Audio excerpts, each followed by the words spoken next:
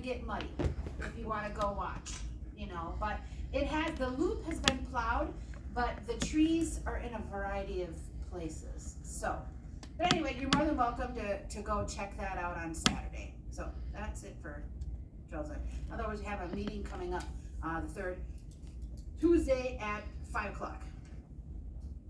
Ashley, do you have anything in Chelsea's place for that? No, I do not. Other than things are, she tells me things are going really well with all of the participants right now. But I don't have anything specific. Okay. She does have an out-of-county travel request. A very large one. Right, okay, so can you scroll up just a little bit for me, Chad? Yep. Thank you. So, it's my understanding that these people are all on the treatment court team. That's correct. Right, so the big number at the bottom is because this is for all of those people going. Some of them are county employees, some are not. But Jamie had a suggestion, because drug court usually has trouble meeting their cash match, possibly we can look at levy dollars for either the registration fee or the lodging fee. How many days is it? Let's see. April 25 to 28. But if you approve this, you need to approve it in the entirety, like finance may or may not approve that. Right, so like contingent on finance, finding levy dollars. She said something about, like make two separate motions, like approve this if you're going to approve it, and then, something about allocating funds for, registration fee and lodging. To forward that request to use, county levy funds for those, so they can meet their cash match. And then if finance says no, then they can still go, it'll all come out of the grant. Does anybody know how that's gonna, cause I was concerned we didn't have enough money in the budget already, or? There's money in the drug court grant for this, yes. But if, like Shar said, if you do two separate motions, they can go either way, but this would help the cash match problem if levy dollars funded either registration or lodging. So there's gonna be enough money in the budget to pay all the salaries for the whole year? Oh, I see where you're going. Drug coordinator salary. Oh, yes. Yes. Back down again, Sheriff, so you can see the top, please. Yep. You got 1, 2, 3, 6, 7, 2 are gonna attend virtually. And total 2 virtual. Was the virtual charge on there too? Imagine I think registration. the virtual would just have the registration fee. Oh, okay. Yeah.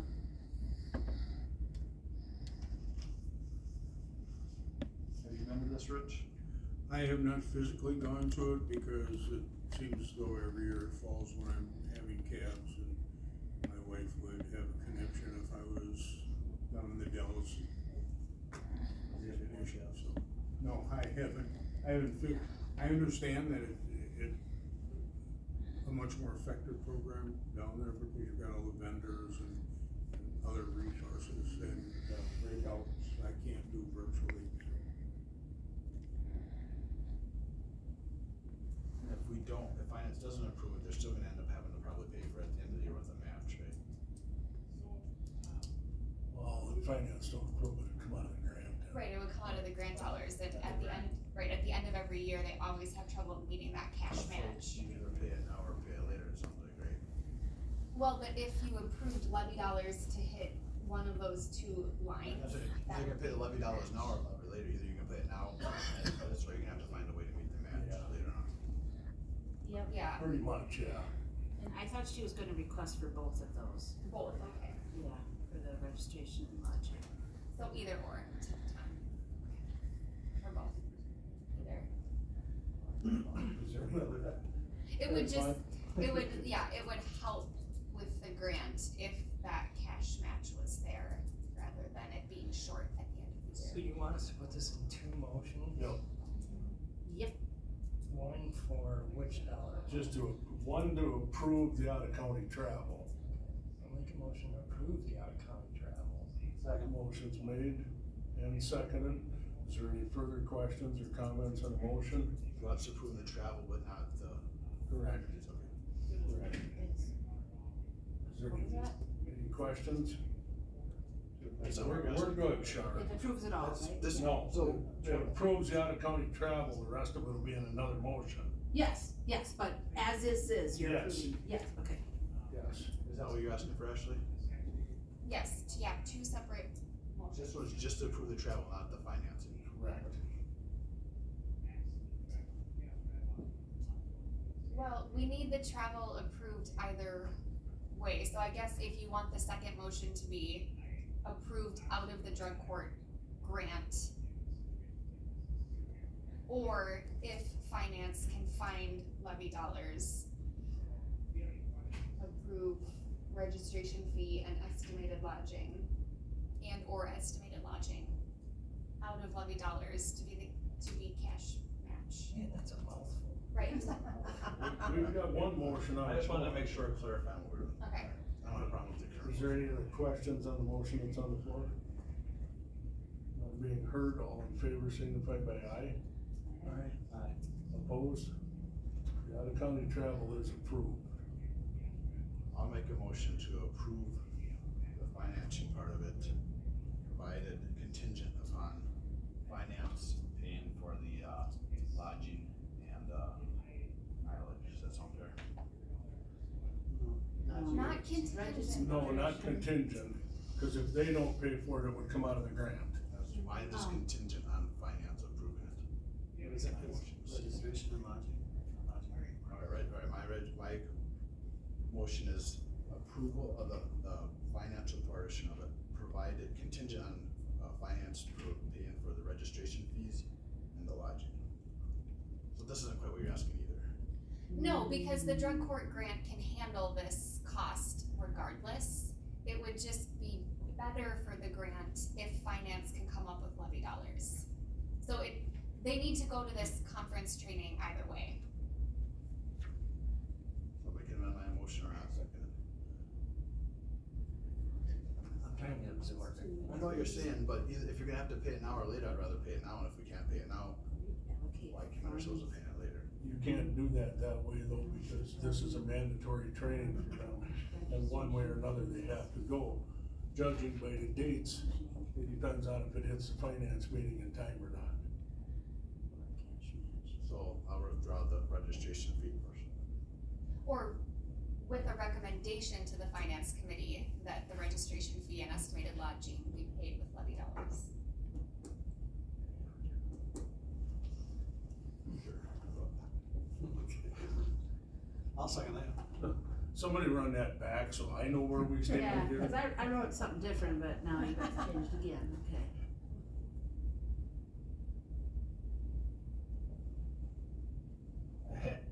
The motion is to approve, approval of the payments for the conferences or training, and recommend that finance pays for the lodging and the registration fee out of levy dollars. Sound fair? Financing. Okay, does everybody understand what's on the floor? I get it. Okay. Is there a second? Okay. Well, I thought before, yeah, whatever. Well, yeah, but I mean, much revised. Is there any further questions or comments on the motion that's on the floor? You got that? I just finished it. I don't think so. None being heard, all in favor signify by aye. Aye. Opposed, same sign. The out-of-county travel is approved and the financing part is approved.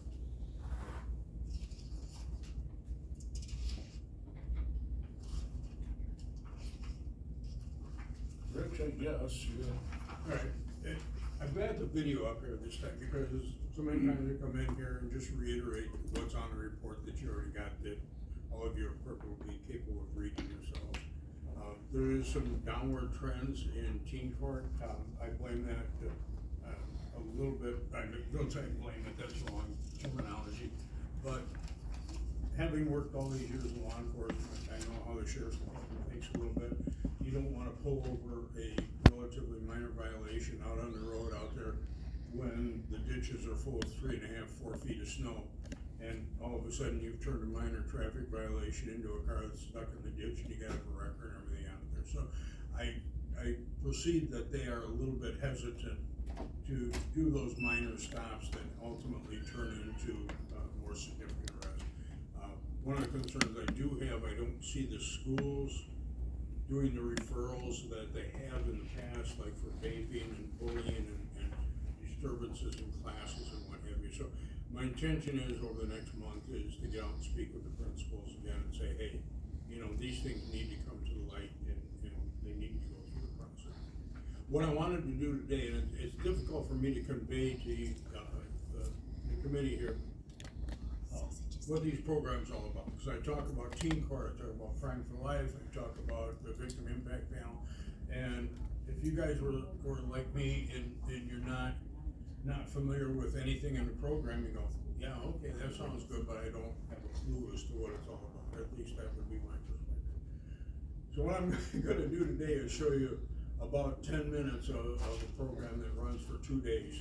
And it's just one of the videos on there. And I want you to view that from the perspective of a person that's less than 21 years of age, and see what kind of impact some of these videos. Now, the Prime for Life program, and I've used this a little bit on the Victim Impact Panel, is interspersed with these videos throughout. So just take a look at it, and it'll give you a perspective a little bit as to the program. I'll see if I can screw up the computer thoroughly. And I just wanted to give you a little perspective of what that's about. Hopefully everything works. It's gonna work.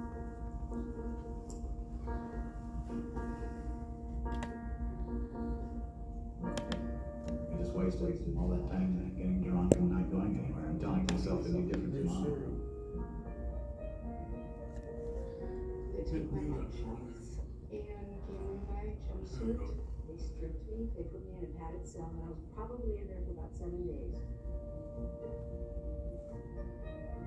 I lost my faith in Christianity. I blamed God for what happened. I stopped going to church. Would we have made that choice and had we known that Jordan was on that wheel? Probably not, because we were just more concerned with the destination of the high. I love my children and I love my family, but you know, I love dope, and it came first no matter what. I lost some really great friends who I selfishly trampled on and kicked out of my life because they no longer served a purpose. I lost no job that I could count on 2 hands. I lost a lot of trust with my family, really screwed up my credit at a young age, and I still today am paying for that. Every time it came time to like reevaluate and go, okay, am I gonna register for another semester or am I gonna drink? And the answer was always, I'm gonna drink.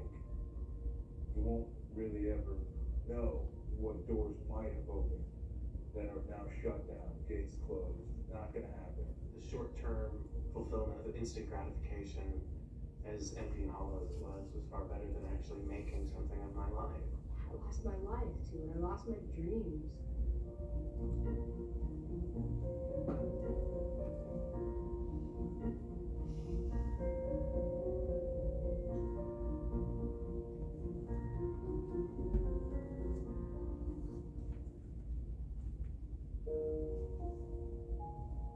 A father sits alone at a piano, grieving for his son. A son whose life was tragically cut short due to high-risk choices. Now, we lived that moment 1,000 times. It was just a horrific thing. And Laura came down and she came up the elevator on her face, and it was just, there's nothing to explain that. I saw Jason laying there. It looked like he was laying on the couch sleeping. It just didn't register because there's just a piece of me that's missing. In another family, a high-risk choice cost a young mother the most important thing in her life.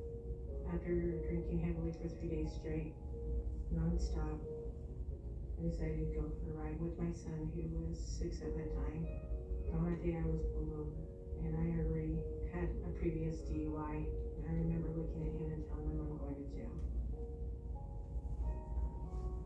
I've been to jail many times before for drinking, but this time they took my son.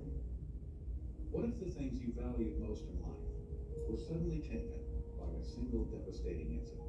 I was drunk and I was driving and I made the decision to try to outrun the cops. That one choice has changed my life dramatically and it hurt people that I love dearly.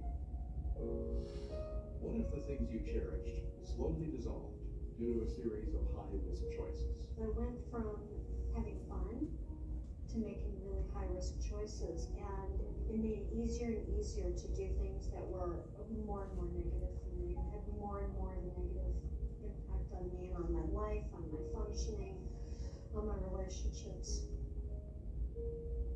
They did not choose for their lives to unravel. Most often, they were only choosing to have fun. But these high-risk choices had deep and lasting effects on them and their loved ones. Anybody can get into the trap of thinking that this would never happen just because I'm better than that, or my kids are better than that, or my kids aren't that kind of a person. So it's very humbling when you experience pain like that. Psychological influences, biological factors, and social influences all play a role in our drug and alcohol choices. I pretty much grew up with that alcoholic family. My grandpas, my uncles, my dad, all this drank. I just went with the flow because everybody else was doing it, or I was drinking and I was too drunk, but I wanted to be part of the crowd. Sometimes those choices are conscious, sometimes they are not. I don't know if there was any specific times where I can say that, you know, I consciously made the choice because it was just part of everyday life. We sometimes put what we value at risk without even realizing it. The stories you see here all share a common thread. They all involve high-risk choices and losing what we treasure most. The outcomes are often devastating. The stories are real.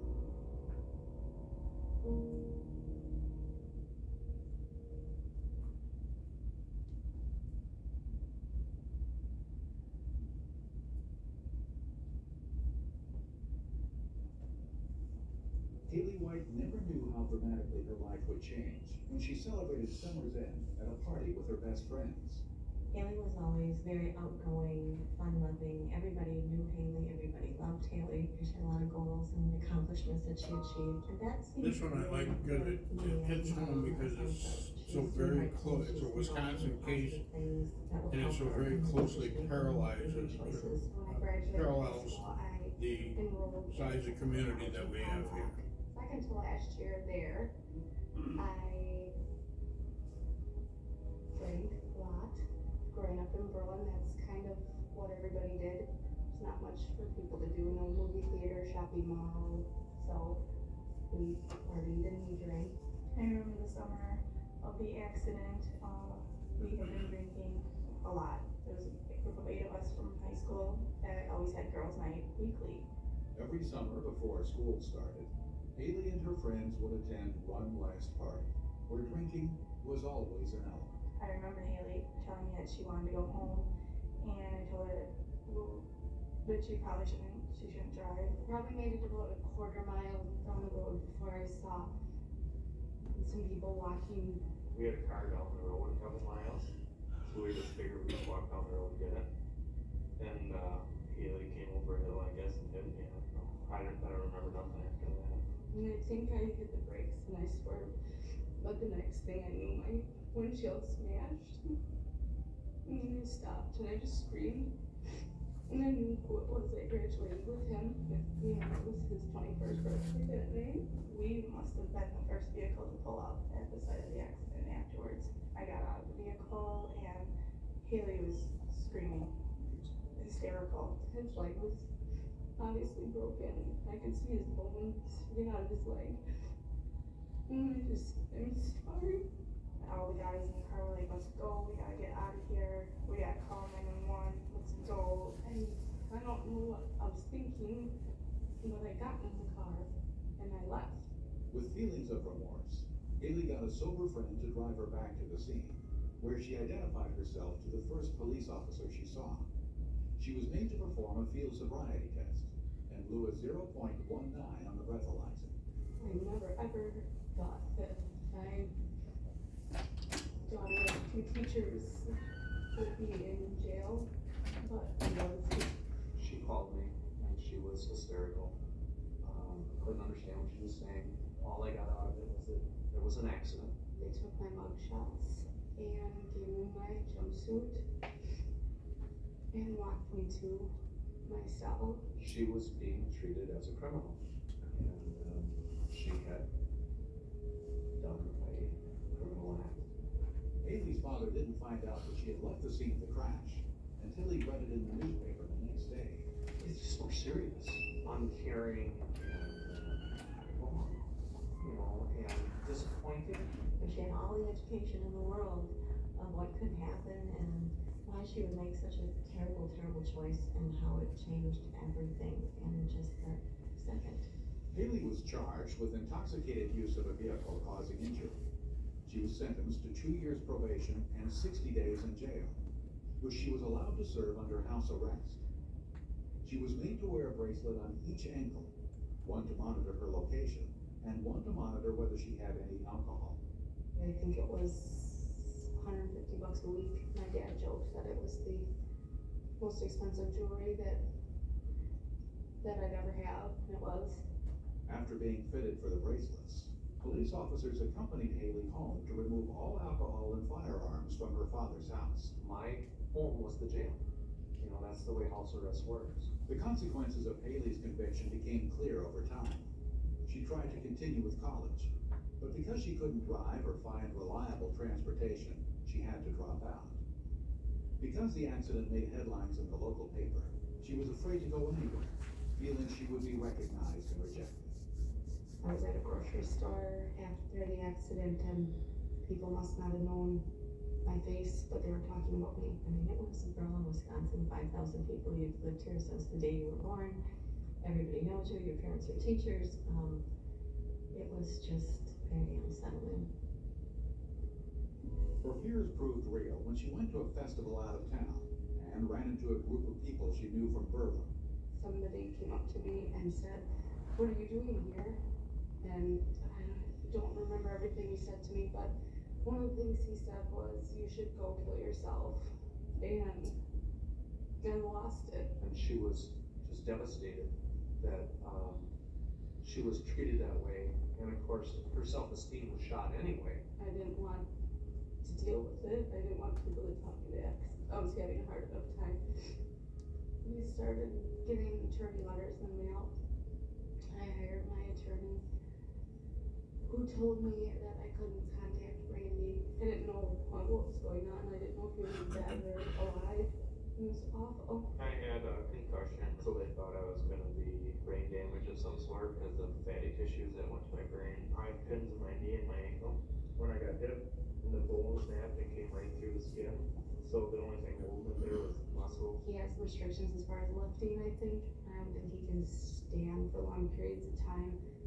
In addition to the trauma and permanent injuries from the accident, Randy was financially accountable for close to $80,000 in medical bills, until Haley's insurance paid up almost 2 years later.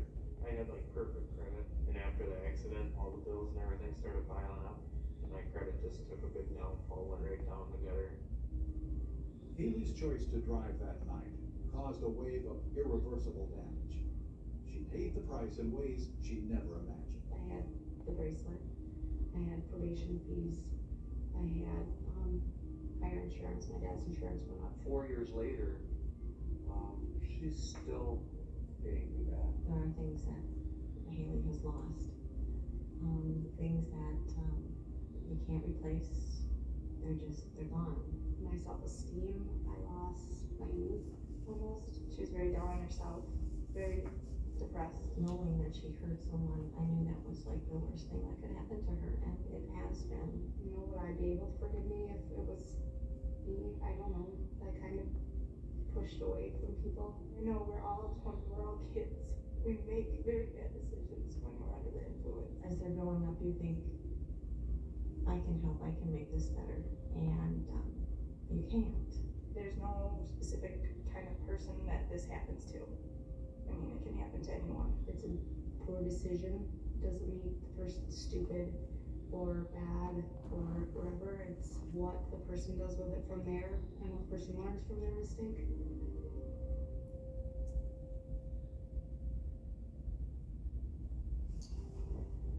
Outcomes like these do not always happen, of course. But the risk is always there each time we make high-risk choices. That's pretty much it for that. You can see the impact that this has on young people, and there's a couple videos that we show, and I cut the lights down for a little bit in the front, and more than once I've had people in tears after watching those videos. The feedback I get from the comment sheets afterwards are almost without fail discuss the impact of the program going forward. So like I said, you've watched 10 minutes of a program that takes 8 hours. So it kind of gives you a perspective of what some of these programs are like going forward and why they do have an impact on the young people. Any questions? You guys are pretty quiet. Rich, you do. I guess I would ask Rich, if I can get this out of my throat and I can talk. People that go through this, through your programs, what is the return rate or? To the best of my knowledge, since I've been doing it, as far as the underage alcohol, we haven't had, let me correct it, we've had one repeat off of that. And that was when I first started doing it, and I could, at that time, when that individual was going through the program, I would have bet you any amount of money that would have been a repeat offender. And that was a second offense because that individual set kind of about where you are right now through the whole program and said it like this, you know, and the comment I got on that was, I don't see how any of this applies to me. So that went into the second, but other than that, at least in this county, we haven't had any repeats that I'm aware of. I was wondering if the police in the schools is making a difference, that they're not having as many things to report, or, you know, that's helping. You know, I don't know the answer to that, actually. I know at Flambeau and Bruce that I was getting quite a few, and if you recall, a year ago at this time, I was probably 20 cases behind. And right now I've only got 2 cases pending, and I have no traffic cases pending at this time. I've got, we've cleared everything out. I've got one that still has sanctions to complete, and that's all we've got here at this point. So I'm thinking as spring progresses, people are more anticipating getting out. We always end up with a big juvenile alcohol gathering someplace along the line as we approach graduation. So we'll have a number of them there. The thing with the underage alcohol is, as long as if they're between the ages of 18 and 21, then they do the Crime for Life program, which you just saw part of, and that's it. If they're under the age of 18 with juvenile alcohol, then they have to go through the entire teen court process, which takes a little bit longer. Other than that, you know, I anticipate that we'll see those increases again, but I know the schools, at least tendency on vaping and those type of things aren't even bothering with them anymore. They're seizing the vape pens and throwing them in a drawer, and I have heard stories that some of these principals have whole drawers full of vape pens that they're running across. So I don't fully understand their hesitation on reporting it.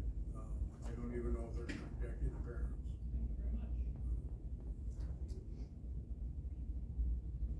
I know, Crystal's here, I talked to Alan in the DA's office. They're looking at doing an increased level of referrals when they get the new ADA in and up to speed.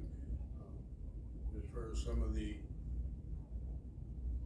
I don't wanna refer criminal charges as being minor, but the misdemeanor criminal charges, doing more of those referrals to teen court than they have in the past. Any further questions for Rich?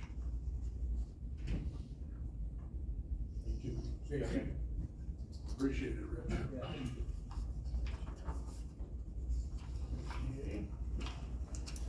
DA's report. I'm here for Ellen, she's in court right now.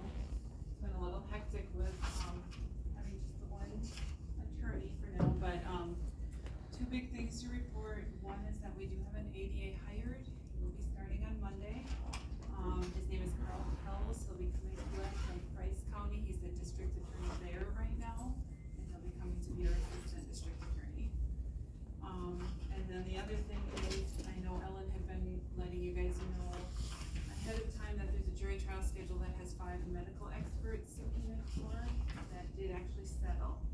So that case did come off the trial calendar for, this month, so that's a good thing. That will be, obviously, there's no way to know what else will come on the calendar over the course of the year, but that one that we had anticipated large fees for has settled, so that is off. Beyond that, are there other questions? Anybody else, at this point for me? Tom, Jonathan? Thank you.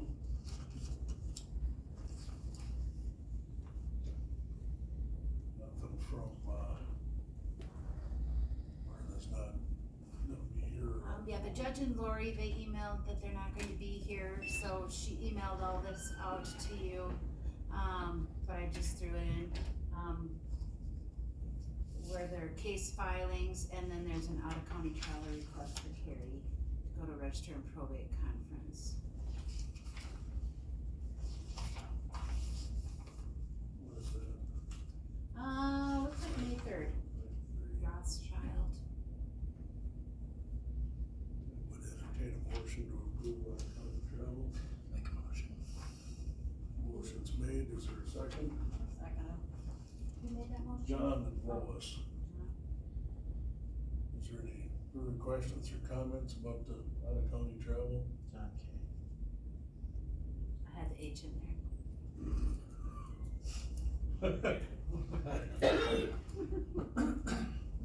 None being heard, all in favor signify by aye. Opposed, same sign, out-of-county travel is approved. What else you got there? Well, we just, Oh, this is yeah. Do you wanna? the trails end? Okay. She had some.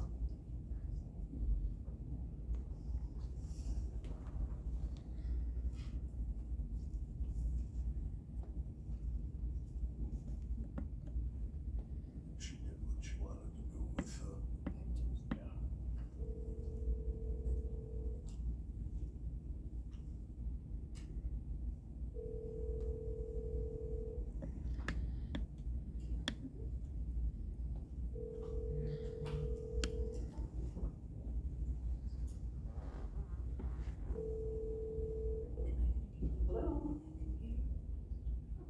Hi, Lori, can you hear us? I can hear you. Okay, we're on extension now. I'll start if that's okay. Glad you could join us, Lori, and team. You have our quarterly report there for quarter 2023. We've been having a lot of fun with 4-H.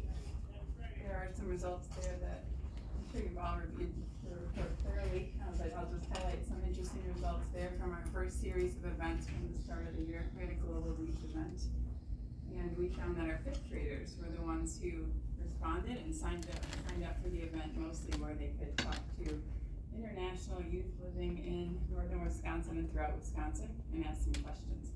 And they represented over 20% of the people that signed up, and over 50% of the youth that filled out the surveys post-event. So lots of energy at the 5th grade level.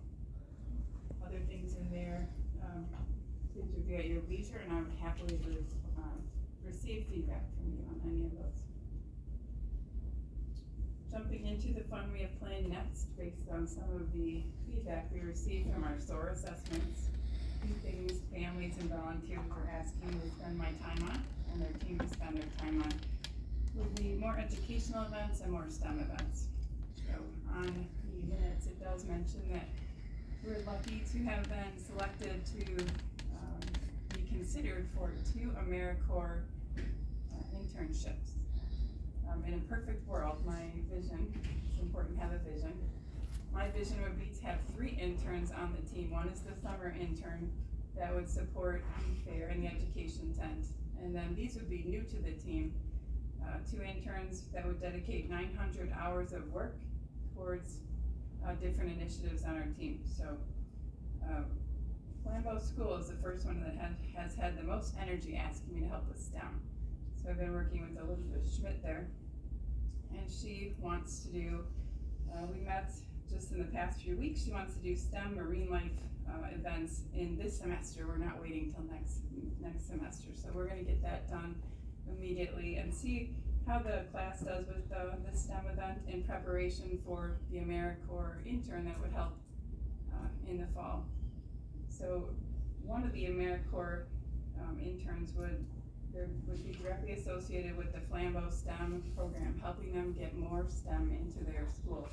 There are 4 types of 4-H programs out there. A lot of them are animal programs. We all grew up with those. I did, and that's what brought me back to 4-H. A lot of energy around that and showing at the fair. But there are a number of other underserved and newer programs out there. There's after school, which we utilize a lot across Wisconsin. But a newer one that Flambeau is excited about is this in-school program. And that is what the grant was written around. I met with the principal and she said, why is this new? Why is it underserved? Why is it growing so quickly? And she said it has a lot to do with the lack of teachers, lack of STEM resources in the school. So to be able to get an AmeriCorps intern in the school to offer 900 hours to help Flambeau, there's a lot of energy on their end and our end. So that would be one of the interns. The second intern, for the first time in UW Extension consideration that I've heard of, would be for a 4-H military partnership youth representative statewide that would sit in Rusk County. UW Extension hasn't done this before. But I wrote up the grant supporting the approach that I've been talking about a lot in the past few months, is that Rusk County is influencing Wisconsin. Our influence does not end at the county borders, and so we have the chance to have someone sitting in Rusk County talking about growing the 4-H youth partnership. So the ask there, it is on the minutes. It's talking about how each of these programs, each of these positions would require a matching grant of $2,500 to get these $1,800 of work in the county. So I'm sure there'll be questions on that. A conversation has already been started throughout the courthouse. We've looked at resources and opportunities to find that funding. There's a potential to take the funding for the summer intern, which is $6,000, reduce those hours, and allocate the money to these 2 interns. So the summer intern, focused on the educational tent at the fair, would be reduced to 250 hours, and that would be enough to allow funding for both of these AmeriCorps positions starting in September of 2023. Those are my counts. So whatever questions you have, Lori's on the line to provide more of the numbers. And I will take notes on your questions because this is just the start of the conversation.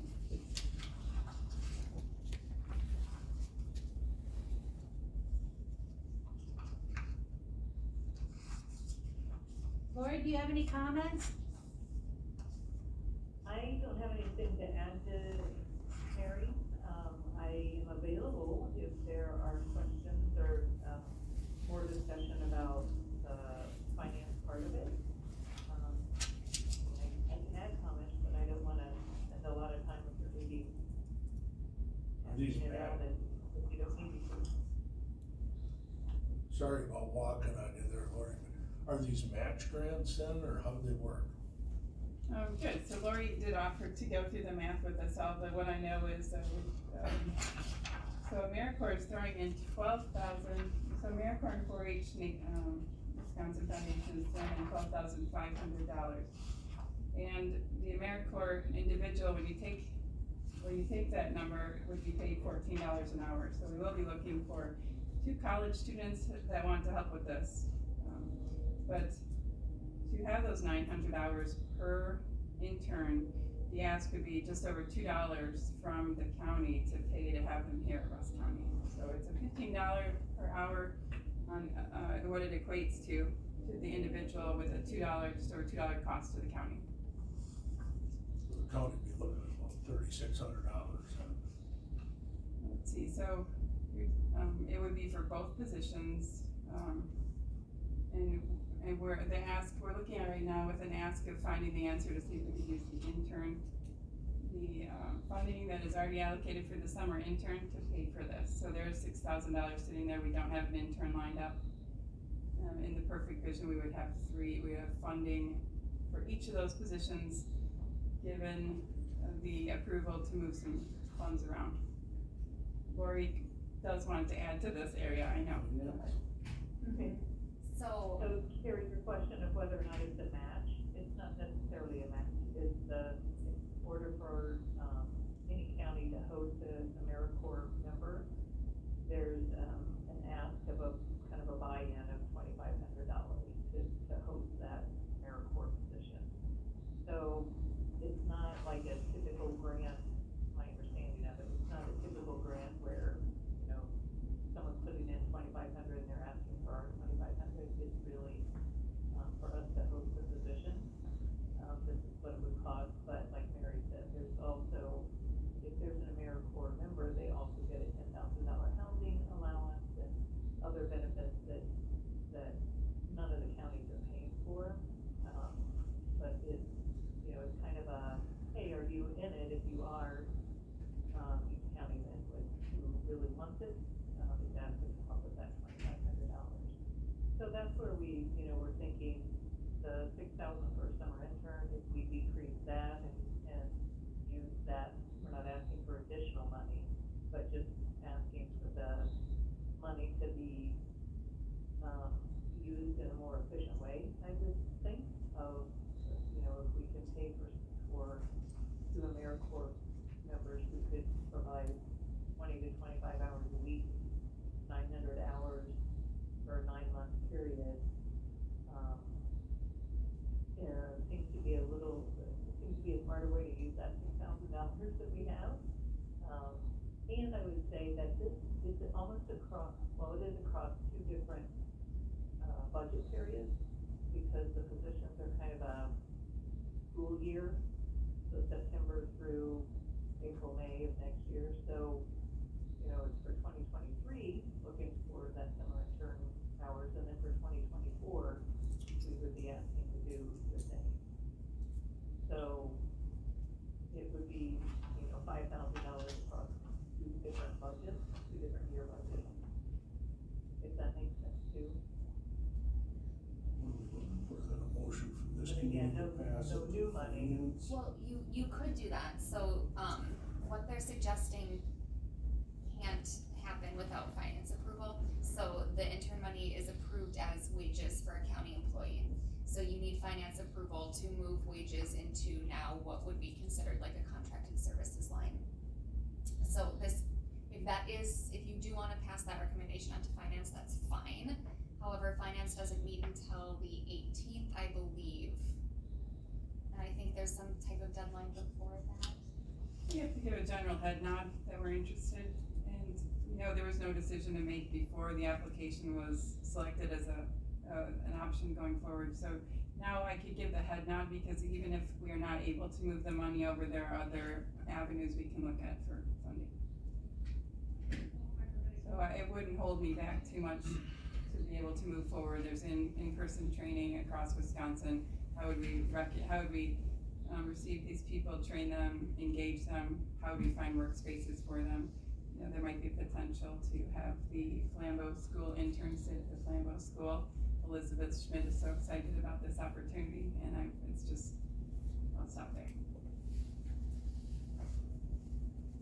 So we do want a motion, go ahead now. I'll make a motion to recommend finance to reallocate funds, finance these positions. Motion's made and seconded, recommending finance to reallocate funds. I guess, should we mention from the internship or let them? Yeah, I would specify, from wages to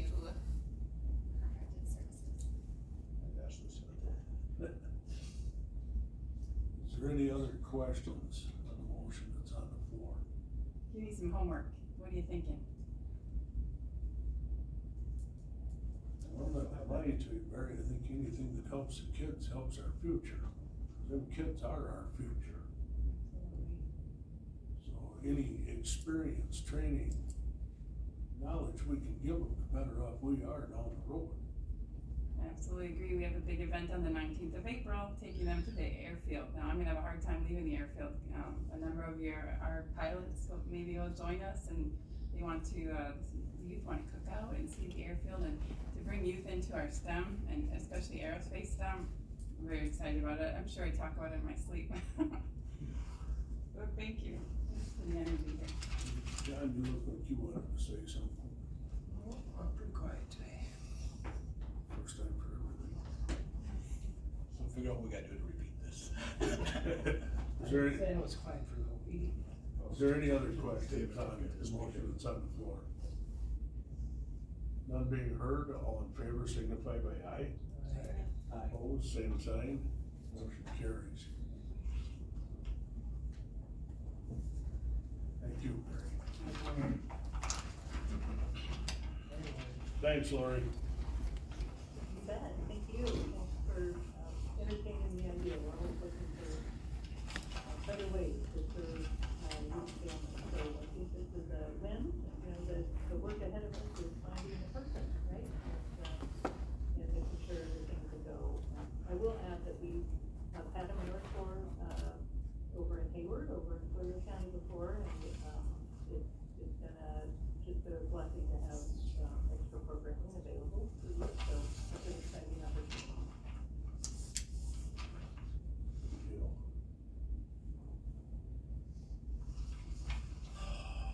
There are more.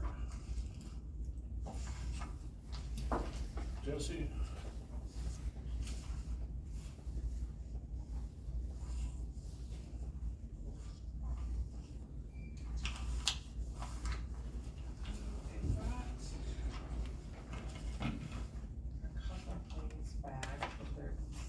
Listed here also.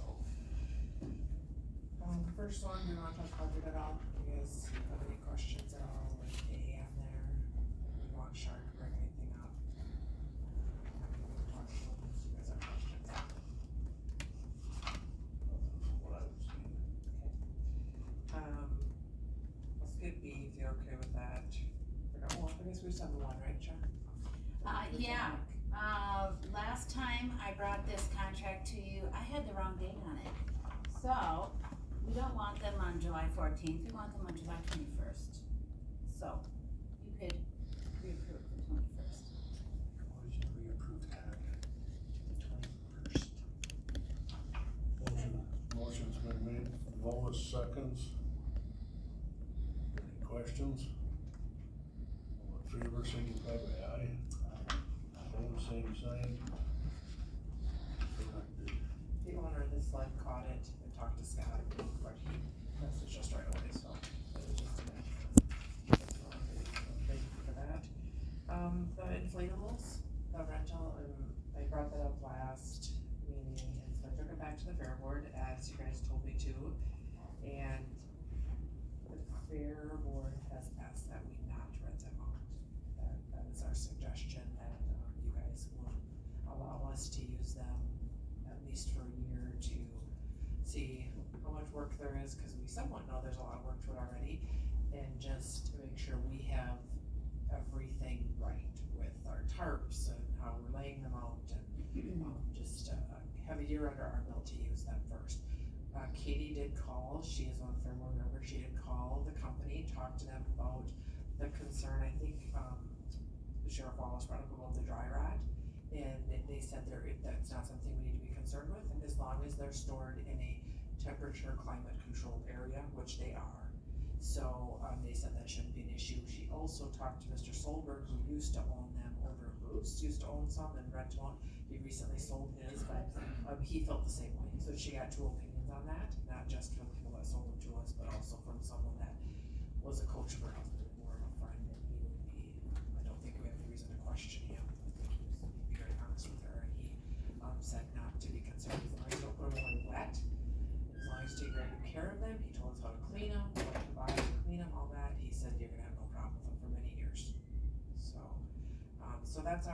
the fair board's recommendation that I guess I'm bringing to you is that we do not rent the boat.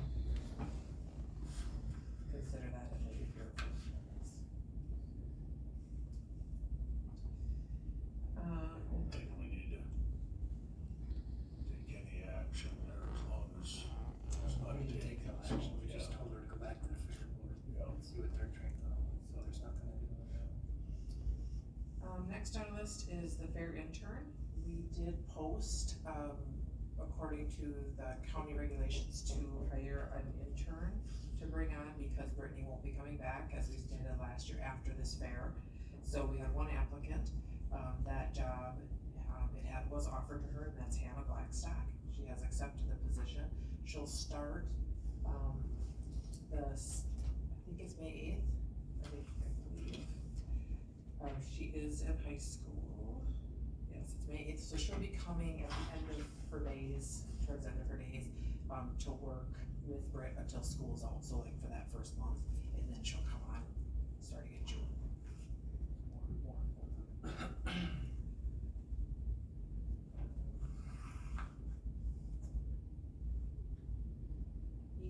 We do have a new fair board member that we want to, bring to you in hopes of approval, John Rumstrom. He has showed interest in joining the fair board, we have an opening, and so that I have to forward to you guys for approval.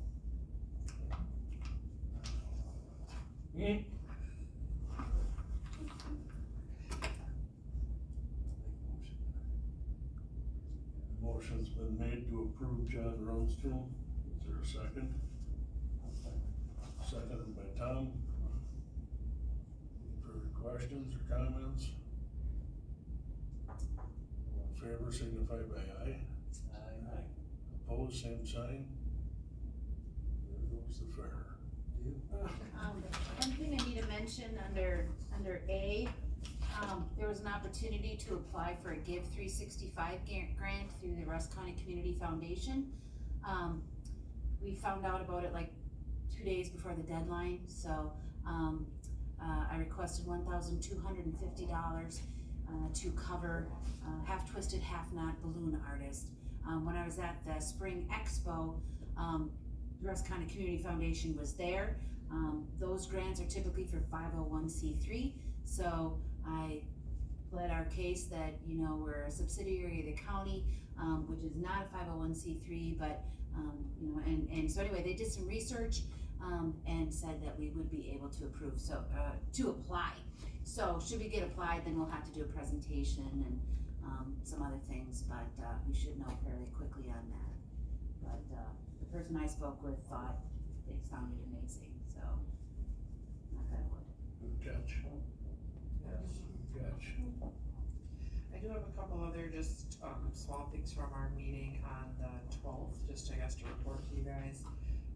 Food booth down there, so if you remember this fall, we had our inspection and we have to redo that food booth. Weather's not cooperating with us, but we have formed a subcommittee off of the fair of a group that is going to kind of head that up once we get there. It gets some better weather, we get out there right now, it's got a lot of snow.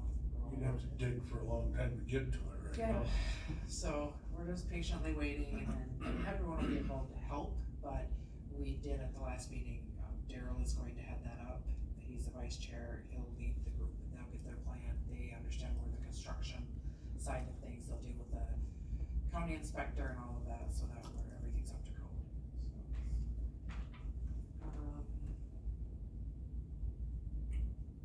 ATV ride, I know I told you guys about it, but it has been nailed down to June 10th. I don't remember if that was in the minutes last month, I actually told you the date. It is the 10th, and it's going to be leaving from, Audie Lake. They do have signage out now, they're starting to get posters out, putting Facebook posts out and whatnot for this. They're going to have a meal afterwards out there. We've rented is it rent? We're reserved for the pavilion. Pavilion for that day. And then a group from the Bruce area, an ATV group, is going to be leading our ride.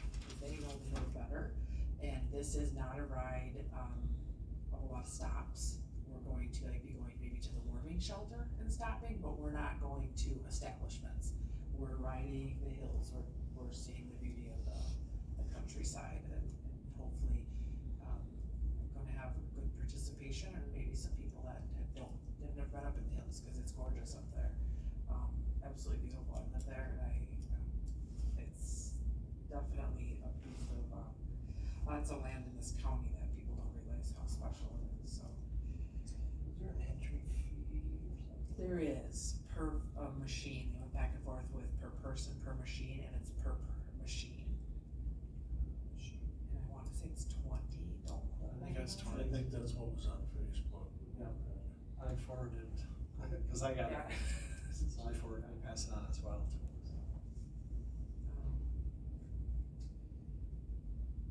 And I think that's all we have. Our next meeting is the 16th. With Easter, we'll be meeting the week after. We have a long agenda already, so livestock meets tonight. There's a lot of stuff we have to figure out with the barns and everything that will be coming to fair, and then I'll end up having to share that with you guys because we have a lot of 4-H members this year in the animal projects, and we are going to have to get very creative. We don't have space right now, so not sure where all that's gonna, what's gonna happen. We'll figure it out. It will be wonderful as always, but we're gonna have to get creative. That's all I can say right now. So I'll let you guys know once they get that narrowed down a little more. So, any questions for me? Will Hannah attend the next meeting? Hannah, do we ask her to come to this meeting? Probably not. Might not hurt though, just, for an introduction type thing. She'll still be well, no, not at 4 o'clock. Yeah, I could get her to come. The next Okay. meeting. Might not hurt just for an introduction. May 3rd. That's 6. Oh, the fair board meeting, you mean? Yeah. Oh, I thought you meant this one. I was gonna, I actually think she should come to this one, if Jess can bring her, just for an introduction, so the Yeah, student just so you knows guys who's, know who yeah. she is and stuff. Yeah, I can definitely ask her. And I can ask her, she'll come on the 16th also. That's no problem. She is a student, I should mention, at Flammable, so that's where she goes to high school, so. Anyway, but she's a junior, so we'll have her for a couple years, so this will be great. So I'm excited. She's in 4-H. I think it's gonna be a really nice fit for us, so. She's got a younger brother also in 4-H, and I think it's gonna be okay, I believe. And Brittany posted on Facebook that rodeo tickets are now on sale, and people have been coming in already, so. Yeah, so. So we weren't quite ready for that, but it's a good problem to have. It is. Thank you, Jess. Ground report, Char? Oh, not too much, but there is a whole, for fairgrounds, just wait until the snow goes away. That's really all I'm gonna report on right now. It's gonna quit snowing before it can Well, go away. that too. But there's a whole slew of usage agreements and contracts we need to talk about today.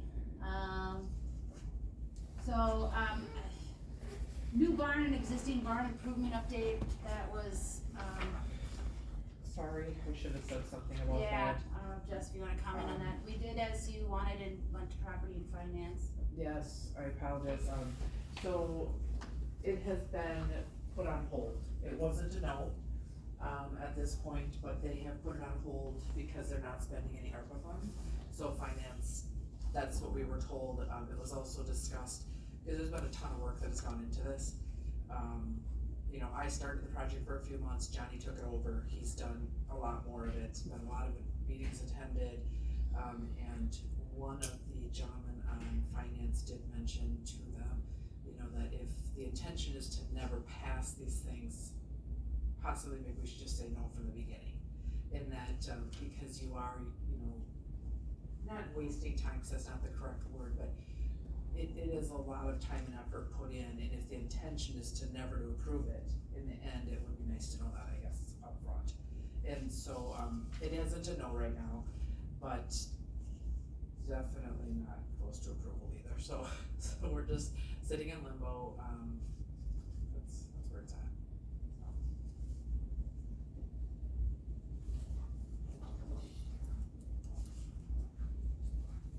I got the usage agreement here, Sharon, is that Yep, all yep, that's so, in here, or you got contracts in here too?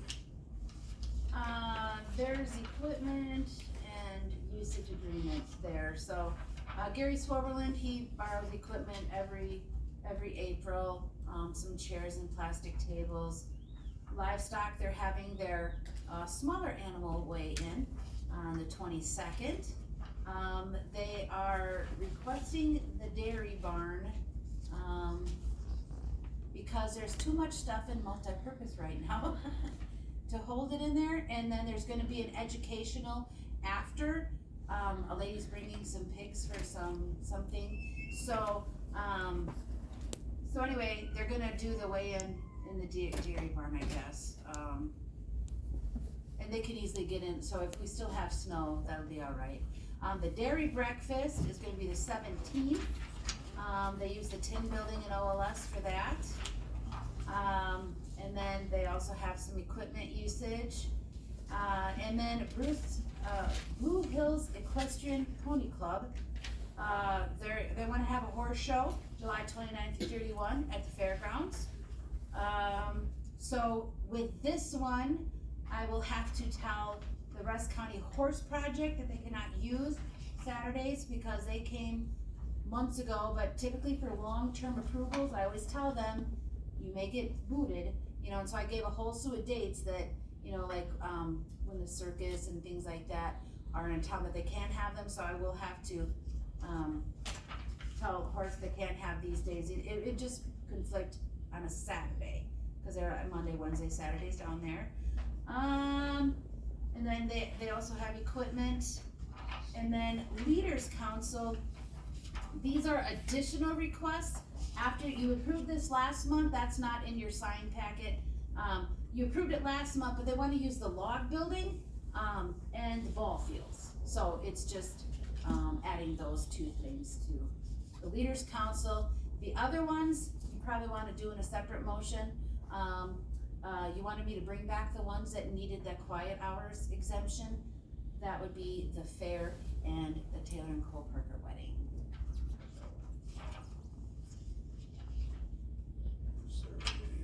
Is there any questions about the usage agreements?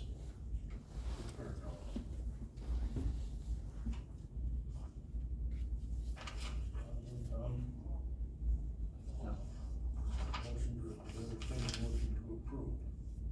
I'll second John's motion. Did you get that, Char? Yeah, the H and the not H. And then, that also, I'll have to tell Horse Project not, they can't have that Saturday. Alright, okay, yeah, everything I rattled off then. Well, but, a couple years ago, Horse Project wanted all summer long, they wanted to book it in January, and the committee said at that time, not everybody has their stuff in yet, we may have a group, I mean, look at the dog show. You know, they came in afterwards, so if you want a long-term approval, because that was from April through November, you could possibly have some dates bumped. So they're well aware of that, so. I get you. Yeah. Terry, can I just add one quick thing to that? Can you make sure that they have all the stalls cleaned? Because we've come to the fair and had an issue with horse stalls not cleaned after this show. In the past, we've gotten that. Oh, was this group? Yes, so they for sure have to have all those stalls. Yep. Everything has to be clean, cause then we have the fair the next week. Did you earmark that, Char? I will put it in with the confirmation that, we received complaints, and yeah, I'll do that in the confirmation. Is there any other questions on the approval of these usage agreements? None being heard, all in favor signify by aye. Aye. Opposed, same sign, usage agreements are approved. Now we have two up there that we Yep. have to, For quiet hours.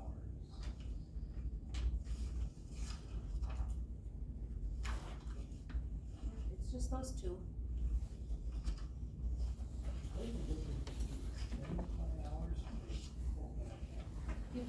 exemption to them. That's what you decided to do last time, rather than change the ordinance and all that, it's just easier to do an exemption to them. Ask exemption.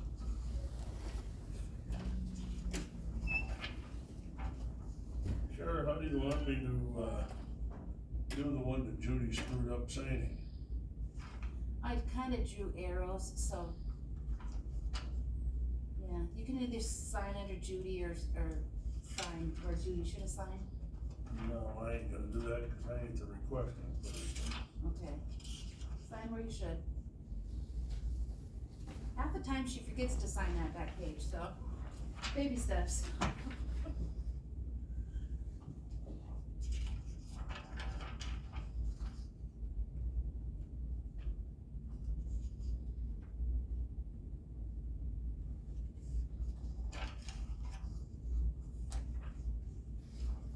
You made a motion?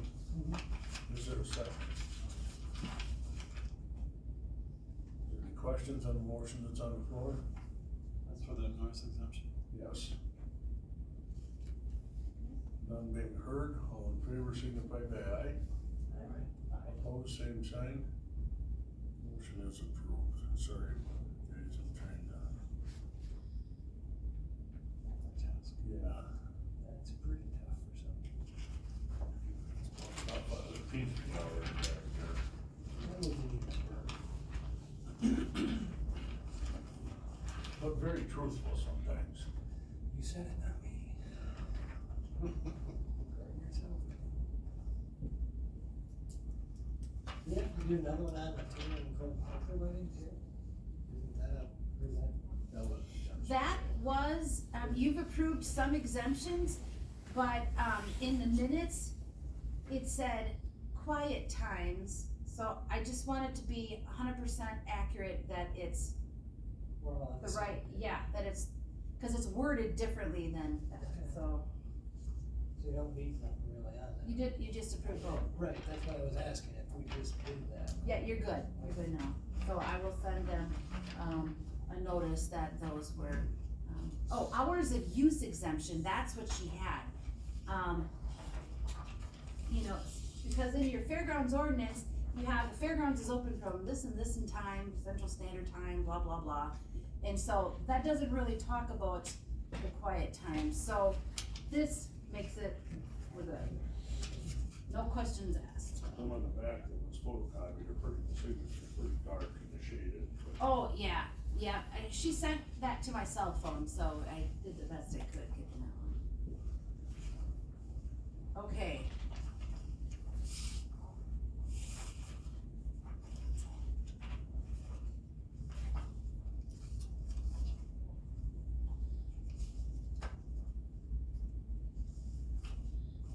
Fairgrounds contract.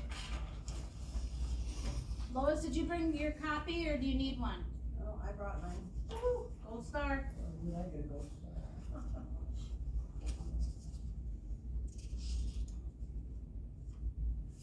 Okay, so, first one up is what? So the first one in the packet was Flambeau FFA.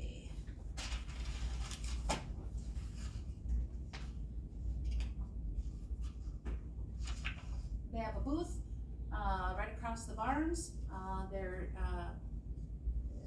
exempt, or they're grandfathered in.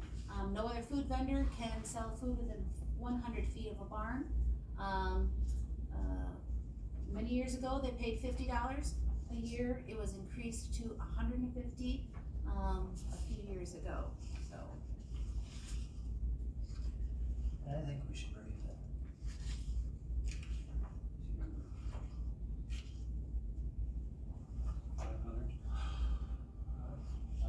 Sure. That's what you're throwing out there. It's not thrown out. Okay. I'm a little skeptical of that. So you're telling me everything they make out of that booth, Terry, this is really gonna hurt them? Can I say what I was gonna say? I kinda know what you're going about. Just due to the fact that it is a youth organization. And I'm not saying nothing about what they do with me. All I'm saying is we have,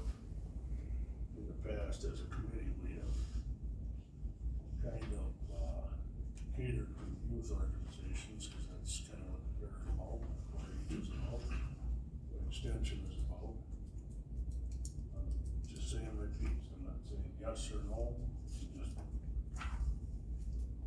saying my piece. But as a youth organization, to understand too that, in order to, run a business or whatever, there are certain obligations that they must meet. Oh, very true. As far, Very true. so I mean, and maybe 500 is out of line, 350 is not enough. From 3?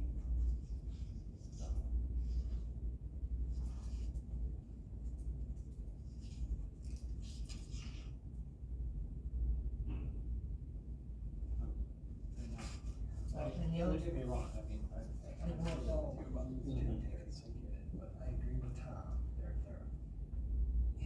things have to be paid for accordingly too. And I know what kind of revenue comes out of there. I don't think that's gonna hurt their organization. And I can agree with you. And the other thing is the workers get to come in for nothing through the fair. True. Well, they don't get to if they refuse to pay. They refuse to pay, let's just put it bluntly. But they're gonna buy a pass for the workers too. More of my, should I say, angst is I had no form, shape, form of way want to chase them away. Just because the fairgrounds is so short of food vendors, as it is when things. Not with, I don't even think that's even. they've got a corner on the market, I mean, they got it monopolized over Understood. there. I mean, seriously. And they provide a good product. They do. I've eaten there, so I, I also understand. Let's look at it this way, Terry. If there was no fair, there'd be no. Oh, no, I totally understand. Okay, so, in lack of saying this, but coming out and saying it is, their organization's making the monies off the people that are putting this fair on. True. Okay, so, we got that clarified. $300 is not enough, is not out of line. And for them to buy a worker pass, or a pass for their workers, is not out of line. That I totally agree with. I don't think we're asking much. I agree with you, Jim. They should. I totally agree. I gotta go to something. I don't know if we could jump it up, instead, I mean, going to 500, pretty big jump if we jump it up. I mean, inflation, they gotta understand inflation, everything else, everything goes up, our maintenance goes up. But if we jump it up, whatever amount, we don't necessarily, I wouldn't think, we don't have to do a 3-year contract, we just do a 1-year contract and then. Well, that's all they are anyways, right? It's, what are they? These are 3-year contracts, so they would have to pay that amount annually. John suggested, Right. that's too. Well, that's true, what we've been doing, but I'm saying that we could do a tier through the 3 years, or we could just do 1 year and then see where it goes next year. And now that then, if we think necessary, rather than go from 150 to 500 or 300, we could, not be either in the market, tremendous sums, but maybe make it more palatable if you do it over time rather than one big jump. So what would you do this year? Where do we wanna end up with, I mean, 300, This year for sure. so we could do 3. We could do 3, jump to 3. For this year. For this year. And if Tom's idea of thinking to get to that 500 mark over the 3-year period, maybe now we're gonna kinda get into. I don't think it's unfeasible.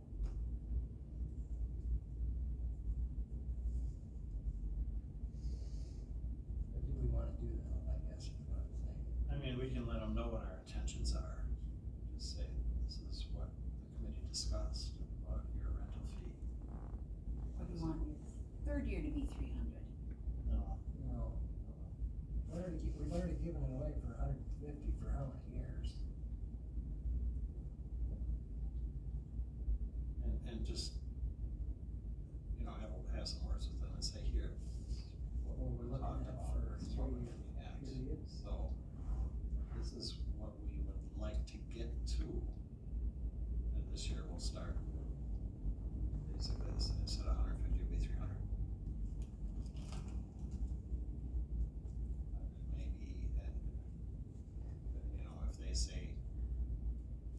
Well, I mean, what are they gonna say? They can't say no if they let them pay. So then, we would go another 100 the following year. Another 100 the following year, and that would be. Do that in a contract? Yes, you can, it's progressive, yes. I think you're kinda right there, Tom. I'm just, you know. Because they already know it this year, that the next year it's already gonna jump another 100. Next year's gonna be 5 would be our cap. Yeah, that way they know exactly where they stand as far as. But I think they also, in that being said, they need to know that at the end of this 3 years, they come back to renew it, it isn't gonna go another. Right, no, we'd be. Another $500. 500 would be, yeah. You could extend it too, I mean, you could make it a 5-year contract, I would imagine. Not that says you have to do 3 years, is there? No, that's been past precedence. It's always been 3 years since I've been an extension, but it doesn't mean it has to Yeah, stay. it's been past precedence, but. Ultimately, if we tell them that, we might not even be on the committee in 3 years, or on the board for that, maybe we're elected officials. So if I were them, I'd want it in some kind of writing versus word of mouth. Oh, definitely. It would be, definitely. It would, yeah. Assuming. Yeah. Say that how you said that, but. You want me to try? Yeah, you're supposed to try and remember what you said. Okay, so I guess then I would motion that, for this year, for the Flambeau FFA, that we would raise this year's, leasing fee to the sum of $300. And then include in there that, the following year, it would go up another $100 to $400, and the year after. 24. 24, it would go to 400, and for 2025, the fee would go to 500, and that would be our cap. Once you get to the $500 in 2025, it wouldn't go any higher. So in 2026, 2027, it's not going up. No, it would be No. 5. Okay. 500. So Okay. the following 3-year contract would be 500 for each year, Okay. All right, if we do another 3. so, and I can add that year, so you want a motion also to approve the renewal of the contract with a 3-year term of 3, 4, 5. With the following. Yeah, yep, okay. Now, remember, guys, this goes to the county, not to the fair. This money goes to the county. Yes, this Fair. has, yes, This does not go to the fairgrounds fair. budget, yep. I'll second that. Motion's been made and seconded. Is there any further questions on the motion on the floor? None being heard, all in favor signify by aye. Opposed? Motion carries. Okay, before we move on, what do we need to readdress or address or pass? That's not with the county, that's with the fair. The fair needs to be. We cannot do that here because that is not with the county. I don't know that. Yep, I don't know that unless you tell me. Yep, it's not with the county, that is with the fair, so. Okay, gotcha. So, Jess, would you wanna include that on the agenda? I'm so sorry, I missed what you said. The fact that, the food booth workers for the Flambeau FFA, that they must get a worker's pass. Oh, sure. Yeah.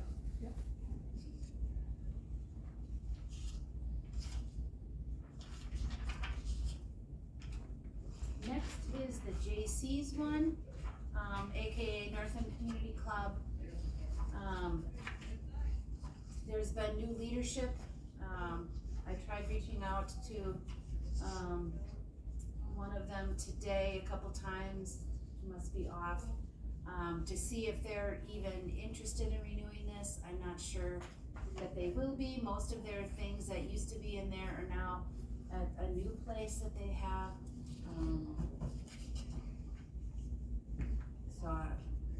could just go ahead like we think. I mean, I know maintenance is very interested in purchasing this property. So, For anybody that don't know what we're talking about, the silver pole barn in the northeast corner of the fairgrounds by the back gate up there, that building sits on county property, but the building was actually built by the J.C.'s. And for, I don't know how long it's been there, but for eons, they've stored floats and stuff in there. My aversion, I'm gonna be quite forward about this, about renewing the contract with them, is the battle that we have had about getting stuff cleaned up and taken care of there. Piles of garbage and refuse out and around the building, and seems like we've always gotta send them some kind of a letter giving them 10 days to, or 14 days, I forget what the contract's, 15 days, to remove their garbage and clean it up, or then we would do it and charge them, and it seems like that's been a never-ending ordeal there. we didn't have any issues this last year because you didn't allow them to be in the log cabin. They have now moved their haunted house, elsewhere, and so if there was damage anywhere, it was in the log cabin. So do they have anything in the building now? I mean, Gary didn't think they had hardly anything in there. Okay, so. Last year, sure, there was an issue. They had stuff piled all along the west side of that Yes, building. of their building, yes, of And their we building right asked for it here. to be removed Yep. before the truck and tractor pull, and it was Yep. not. Yep, I remember this. I remember the conversation. So. They did They afterwards. did, I but sent them a notice. After the pull, so. yeah. So I guess my question. Basically, at the end of the 15 days, once they received the warning. So the question would be, shouldn't we wait and see if we can talk to these people to see if they even really wanna go down this? I would recommend you invite all the contract people here next time to go over these changes, whether you like that or not. I mean, you don't have to, but, otherwise they're gonna need a letter Yeah, or they do. something. I mean, I can make the changes to the contract, but, when I send it to them and then I send them a $500 bill, they're gonna be coming to me, complaining heavily. Well, in that case. And it would happen when they went from 50 to 150, I had the superintendent in my office, so. Their phone number. And I always throw that in the letter that I send. Any questions, please direct it to. I would be, I'm not afraid. I would be more inclined to have them here at the May meeting. I just don't know whether to renew this contract or talk to these people. The way you said it sounds like- Interested. Yeah, they may not want it, I don't know. And that's what I mean, so our time would be. Really, just, I mean, we shouldn't even have to really discuss this one until we can pull them in to see where they wanna go, so. That's fine. I guess, should listen in the next month. On this one, I'm gonna be right up front with you. $150 a year, I pay $1,500 a year to rent a 40 by 80 to park machinery in. Oh, I get you, I know. That's pretty cheap. And that's no electricity, no nothing, it's just a roof that I can back machinery I can put a lot of stuff in that building for Mhm. $50. in. They wanna sell that? We don't know, I mean, then it would be, you know, I think the maintenance would be open to it if they would want to, I think. Well, I'm not gonna say they are, but I think they would be, So we need to put this in motion to pull this back next month. I think so. So they don't- Put the JC's building on next month's agenda. And have both JC's and Flambeau FFA here at the next meeting. Yeah. We want the Lions go to it, I guess. Have everybody present. Yeah. That is, yeah. They don't own the land, just the building, right? Just a building. The last time somebody surrendered their property, was the OLS booth. OLS used to own that. They no longer wanted it, so the only thing they wanted out of there was a fryer. They took the fryer, gave us the building, they took their sign, and that was the end of it. And then we started insuring that building. So it could be very similar. We did not buy the building, but I think OLS just wanted to be done with it. May not get so, might not be the same Right. as the others.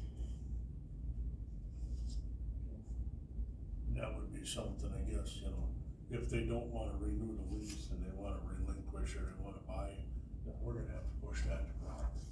It's not our. Right.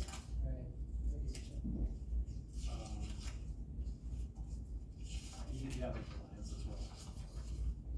Well, wasn't quite going that far.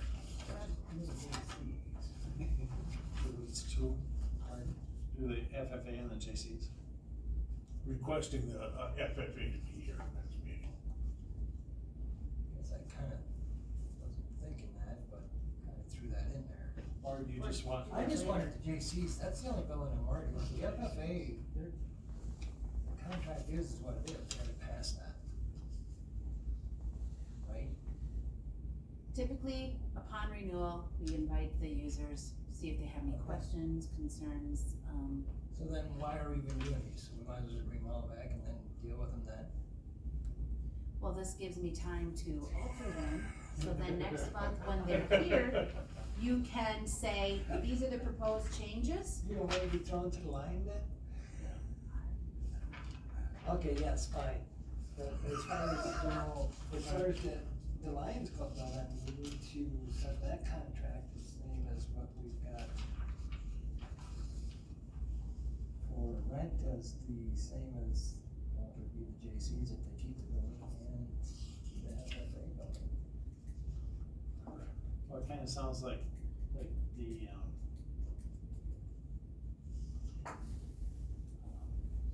GCs, actually should be appraised higher. Because The Lions, when it comes to the Lions, to be honest with you, I would rather not see that go too high, and I would rather see the fair. I mean, all they're leasing is what, a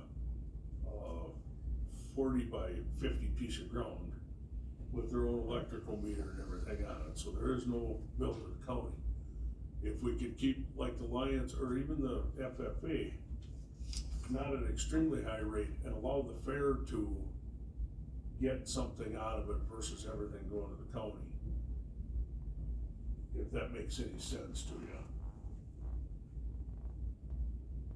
Because to be honest with you, yeah, the county's providing the property, but if it wasn't for the fair, putting the fair on, neither one of these booths would have the opportunity to earn the income they earn.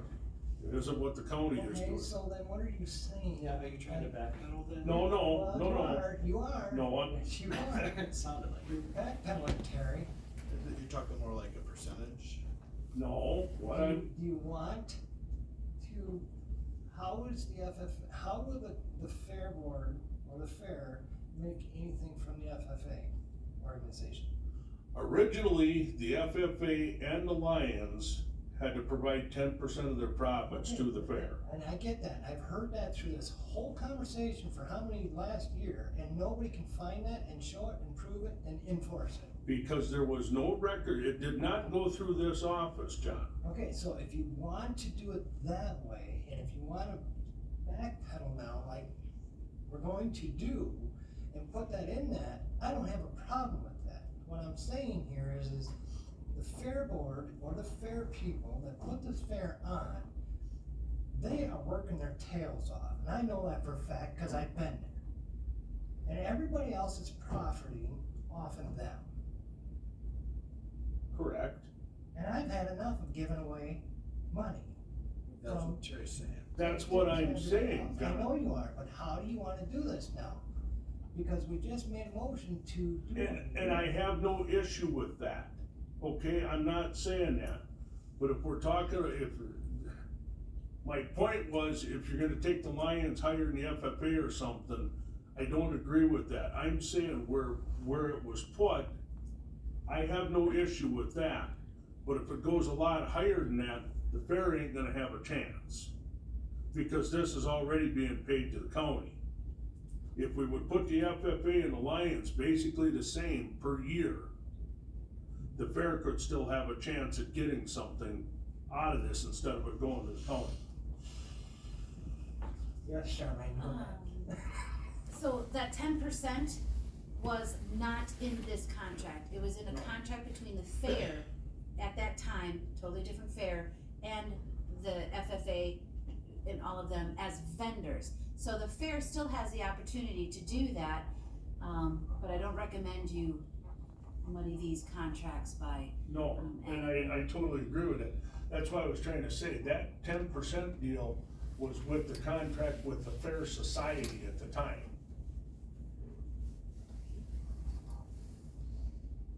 Not with the county.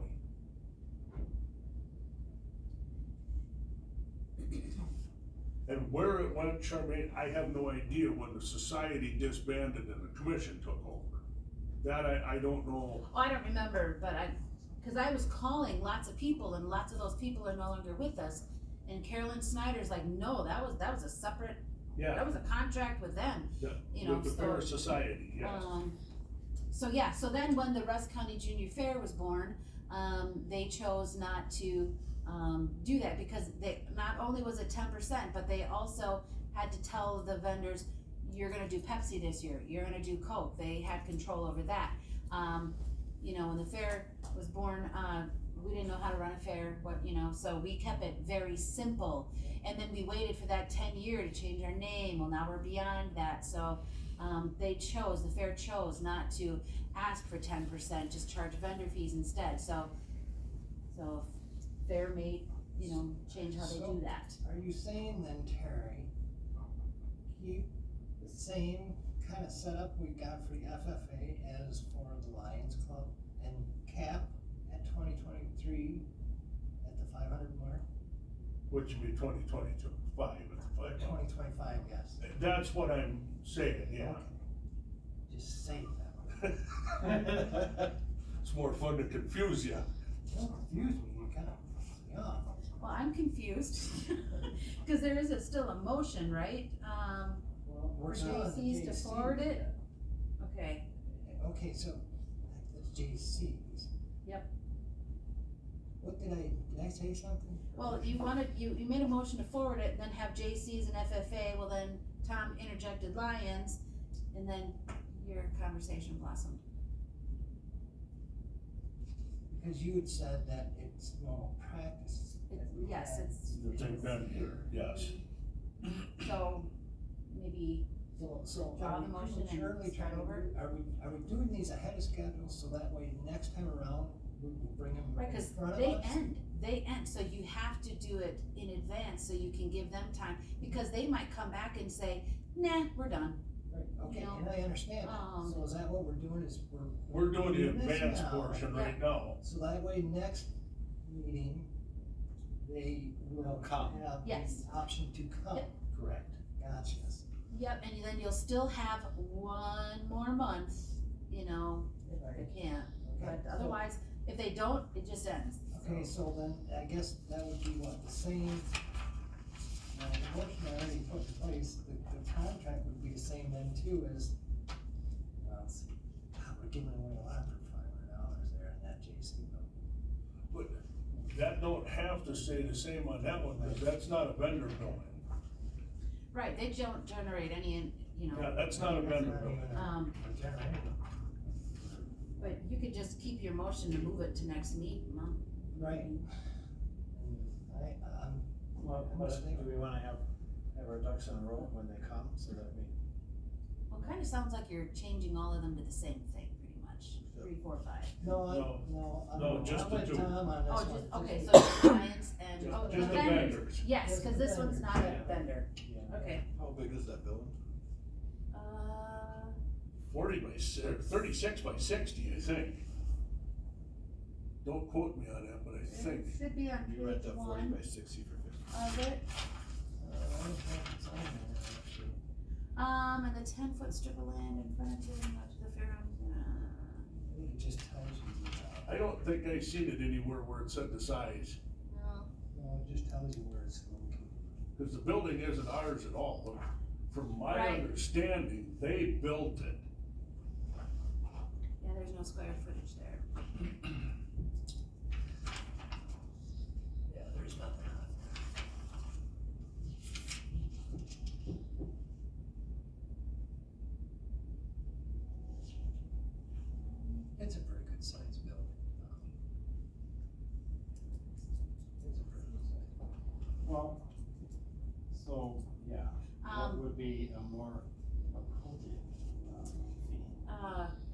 did some research recently on winter storage. So this is what other counties charge per linear foot. Back in the day, we used to do storage, it was $4 per foot, so that was long ago, discontinued in 2011. But you can see other counties charge a certain percentage or just a flat rate, but that's per month. So, I don't know if that helps you make your decisions. Like $10 per the length, so it'd be, so for this case it'd be 600. Well, that's storage fees though, so that ain't actually gonna work out Okay. because, Alright, just trying to help. what we would need is, square footage rate. And right now, I think is it $2 or $3 in the heated buildings, or Yeah. like the, Enterprise and that there, Well, otherwise I could, research airport, there's, yeah. those That's aren't not heated, heated. well, some are, but I could research what it is for the non-heated. It's not heated. No, this one's dirt floor and everything. It's just a pole barn. Yeah. And actually, it's a pole barn that needs, not a lot of repair, but it does need some repair. Well, you know, maybe some of that could be accomplished if we got a, fair fee for leasing. That's their building though. It's not our, Well, it's not our. it's their our problem building. at We have this to bring- point. We have to bring them in and see what they exactly wanna do with the building. So really, I mean, we're releasing the land, not so much. Just the land, correct. I guess I really don't, I guess the motion for that, why don't you just ride right, leave this one alone until they come in, we can talk to them, see what they wanna do with the building. I would agree with that. I can't hardly make a decision on when I don't know what they're thinking. Yeah, I agree with you.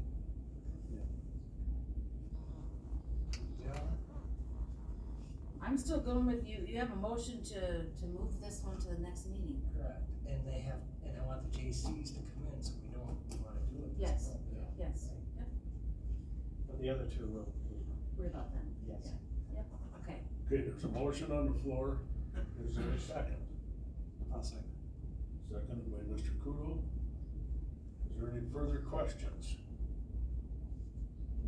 None being heard, all in favor signify by aye. Opposed, same sign. Motion is carried.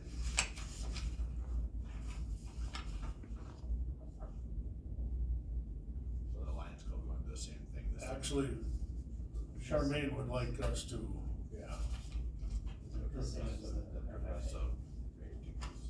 yeah. Do the same thing that the progressive rate increase, so 300 the first year, 400 the second year, 500 the third year, so 2,000, let's try for Correct. Yeah, so it, My only, Lose money my only, on that hill. Don't we lose money every year on the fair? Again, this, the county gets the rent, so that's, No, we It's don't. not you. The county isn't in losing anything, but. No, the county, Fair. no. Just their general maintenances is what they put into the fairgrounds, mowing the lawns and building maintenance. okay, so on the Lions Club, sorry about this. On the Lions Club, now we're talking just about their little square by square there, right?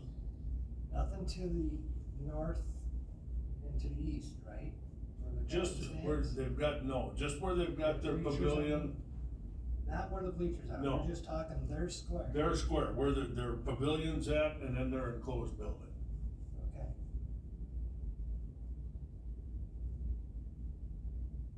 If they want that other half, they would have to come back for an addendum.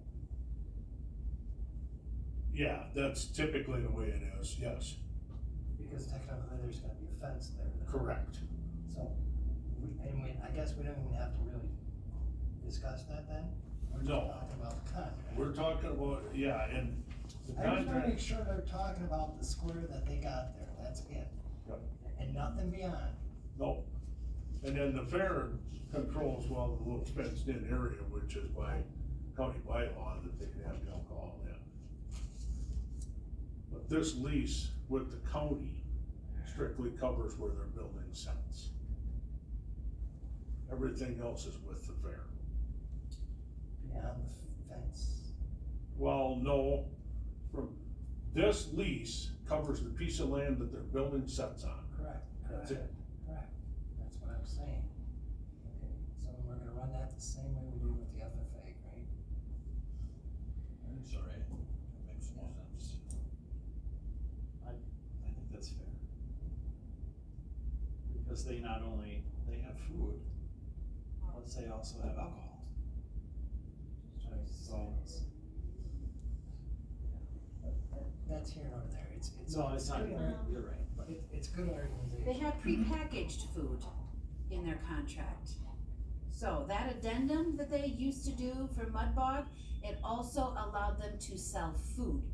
So right now, if you're renewing that, it's for only their area and it's prepackaged food, like sometimes they do popcorn or whatever, but Right. it's not for meals. Right, I think I read that actually in here already, it was just like Okay.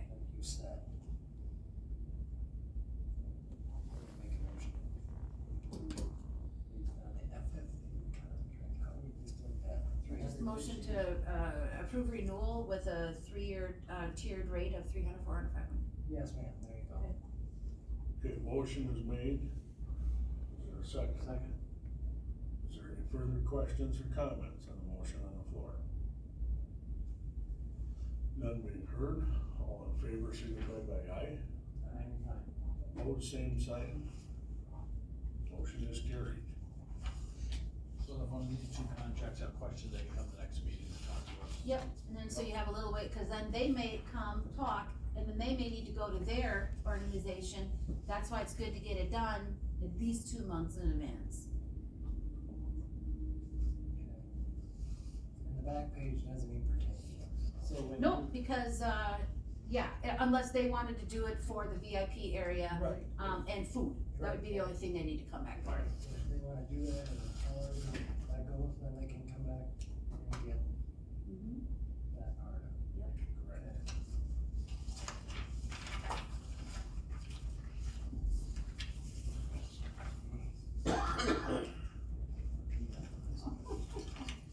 I think you should be quiet.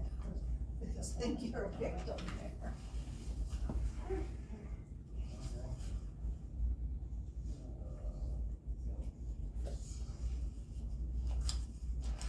Oh, sorry, yeah, I'm just,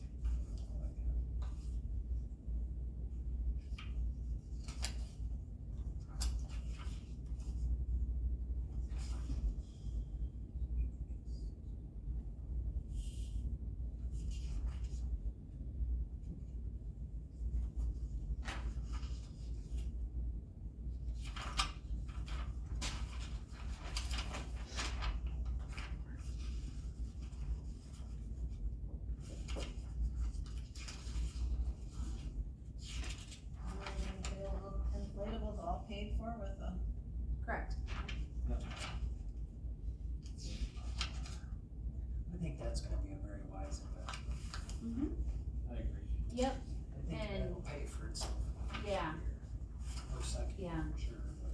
but you'll definitely have a change in opinion on renting them if you have to move them.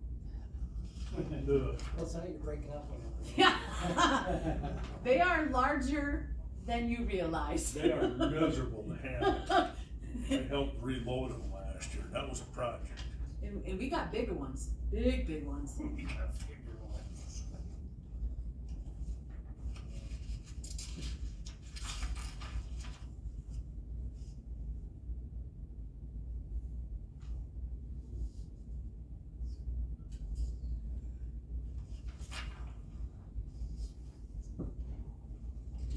Junior out of all these. Finance needs to take junior, but, yeah, I can alert finance, cause right now our budget is called Rusk County Junior Fair, because that was done last year for this year, so it's gonna take a transition period to get that out, but I will let them know when I drop this off. Don't tell my side. Oh, you know I'm gonna. more you can get him in trouble, the better. Was there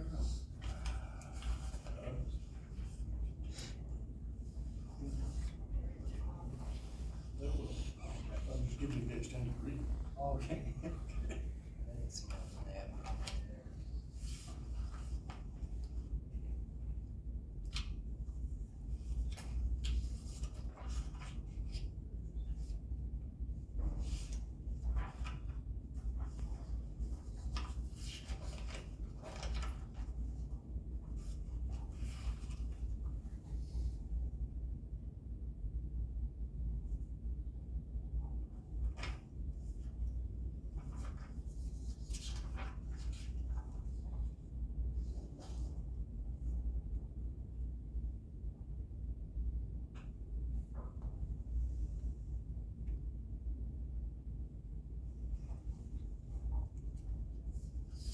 Are you guys passing around those out of county travel ones too?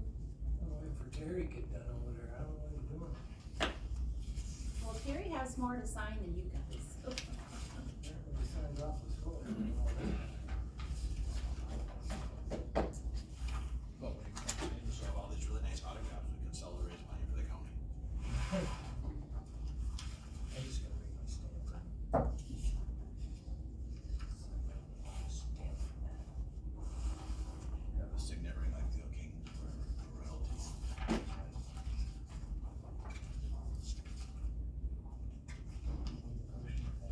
Just let everybody read them. Now you got me signing something else, cause you're sitting over there whining about it. I would entertain a motion to pay the bills as presented.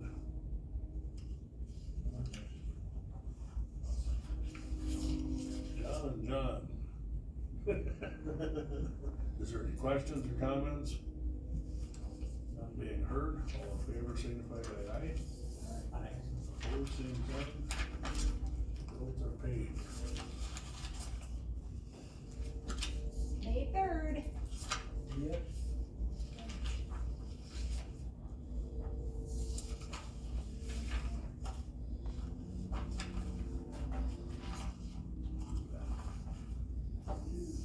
So just so I'm clear, I'm inviting all 3 groups next month.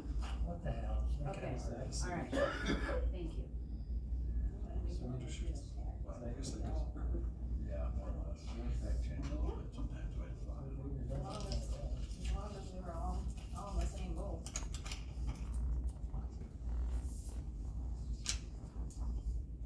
I'm just Gotta sign gonna them. be sick that day.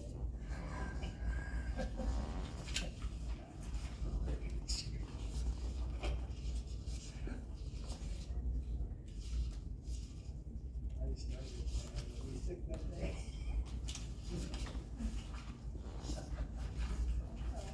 Why you gotta look at me that way, Sherman? Oh, you know I. We joined Oh, virtually. maybe they had a group link too. I don't have internet. Oh, gee. Don't use the phone. I got an old rotary phone. Yeah, no. Oh, that's right, livestock's in here, it says.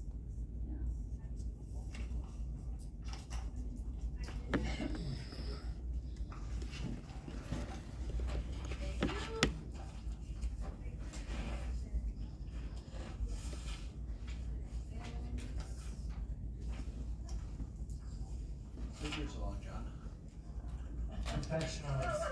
Professionally signing my name. Yeah. Unlike that guy. Now it's acceptable to take a long time. Well, I said I should bring my stamper. I can just sail right through it. You have a stamp. I got several stampers.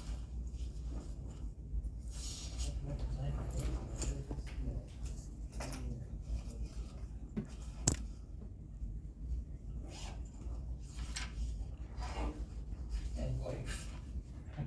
Sounds like a privilege. I'm thinking that.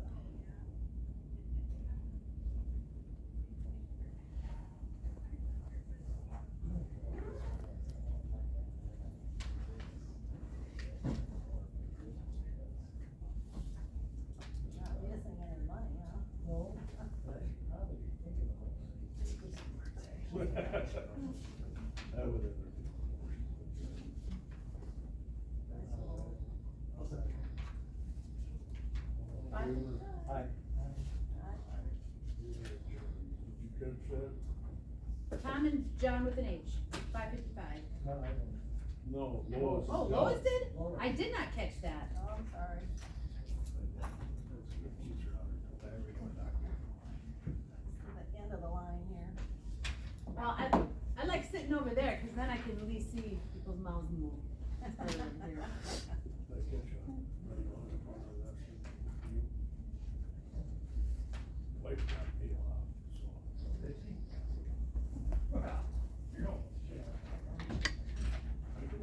You might not think about the lot you get through our options. Well, I wonder what we do. the thought had crossed my mind. Nope, you more than happy, I'll give you a ride. Considering we will skip the next meeting. Did I win? So now by the way, you do it. I didn't